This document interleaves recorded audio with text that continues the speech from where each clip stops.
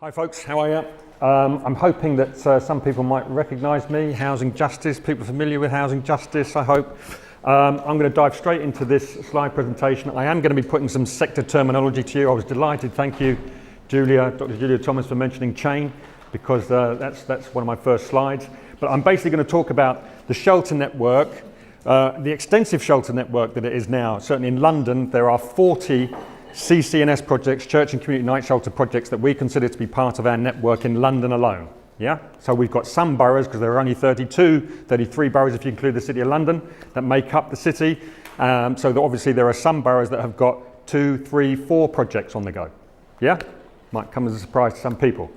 And I'm going to talk about what we've learned. I've been involved in this for about 13 years now. I'm going to talk about what we've learned from the shelter network, from the work, from you folks and the wonderful stuff that you do, and why we have chosen and have just embarked on, and I hope some of you might be aware already, a significant partnership with the GLA. It's called the Equipping Shelters Project. I can assure you we would not have entered into this partnership unless we felt it was absolutely fitting with what we're trying to achieve together. So first, I've got that DB. Thank you. Where am I going here? So, chain numbers. These are the most reliable numbers that we've got in terms of rough sleeping in London. Okay, so there is a shot of, and the darker, the denser, the more dense the population of rough sleepers in the boroughs. Here are the 32 boroughs. So obviously, Westminster is head and shoulders above anyone else in terms of the number of rough sleepers. Yes? 29% of the overall London total of rough sleepers are in London. Okay? Rough sleeping in England. We've seen an 170% increase in rough sleeping since 2010. And we don't expect that trend to change. That is the numbers for England. These are the street count numbers. These are the numbers. Every local authority is legally obliged in November, the end of November each year, to do a count of the number of rough sleepers in their local authority. Yeah? It can either be a physical count or an estimated count with all the folks that are involved with it and engaging with people on the streets. And these are the numbers that get all the media attention. Yeah? But it's just a snapshot on one night in November in London. Yeah? Or sorry, in England, across the whole of the UK. The chain numbers are specifically and only for London, and are only numbers that refer to verified bedded down contacts. That's all the commissioned outreach workers that are out there, and they're recording on that chain database verified bedded down contacts. Yes?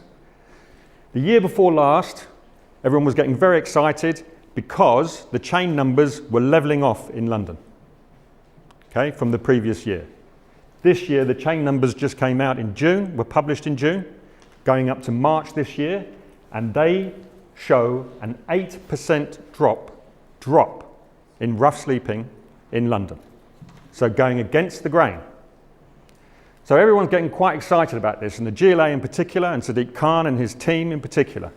So they are very keen on the back of that to do, and they've started investing with some pots of money to see on the back of that a drop in the street count numbers in November.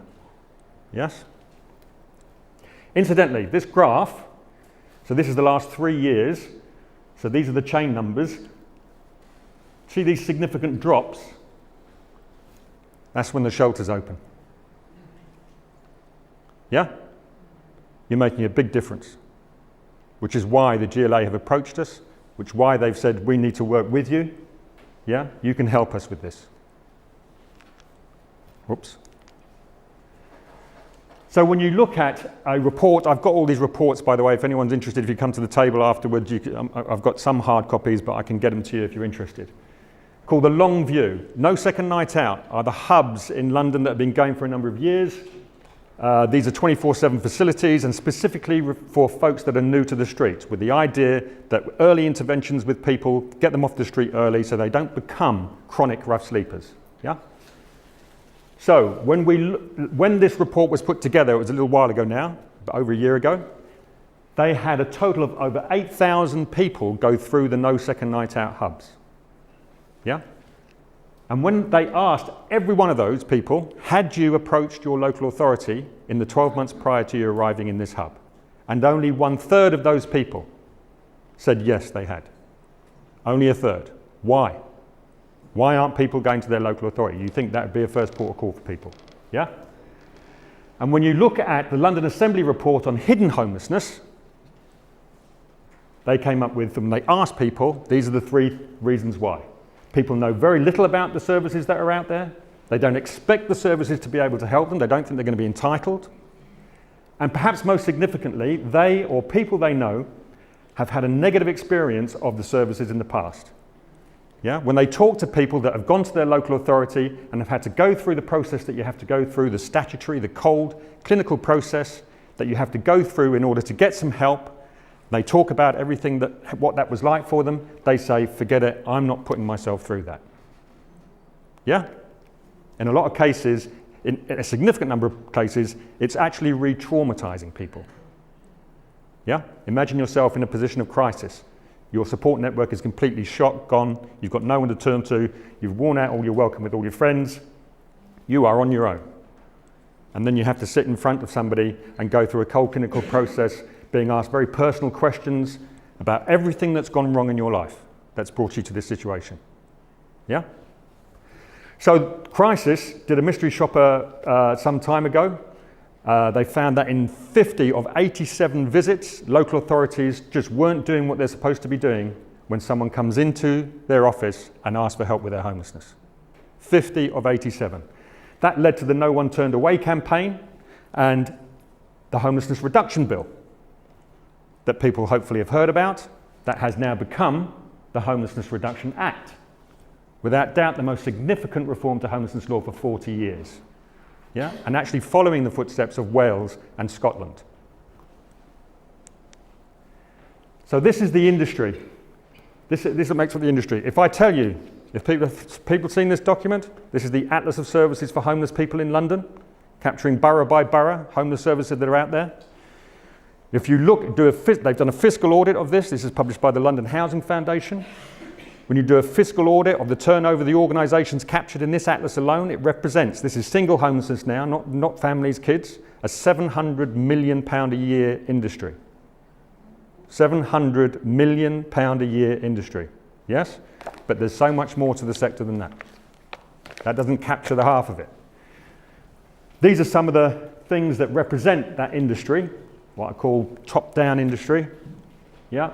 That one at the top is without doubt the most comprehensive directory of services out there. You can put in a postcode, you can choose a 5, 10, 15, 20 mile radius within that postcode, what services are out there. It's very sophisticated. Yeah? But these are some of the chain database, StreetLink that some people will have heard of to report a rough sleeper. Yeah? No second night out, routes home, social impact bonds. You know, these are all some of the things to look at to start to get a handle on the scale and the scope of that sector and the industry. I use that provocatively and deliberately. But it's a very mature sector. It's been going on for a long time. The chain database is huge, and it's now starting to get replicated in cities around the world and around the country. Yeah? This is really important to gather that data, reliable data. And we know from we've got a very mature sector that now recognises and acknowledging that it isn't working for a significant and growing cohort of people who are homeless. Because only a third of people going to statutory services for good reason. They don't want to be re-traumatised. It is predominantly, not entirely, for any service people in the room that might take offence, not entirely, but it is predominantly a deficit-based system. In order to engage, support and help from services on the whole, you have to walk in and you have to tell someone all about everything that's gone wrong in your life that's brought it in. It's all about deficits, yes? And people struggle with that. No kidding. All right? Anyone would. So, out of this and out of the learning from the sector, housing first, people may have heard of.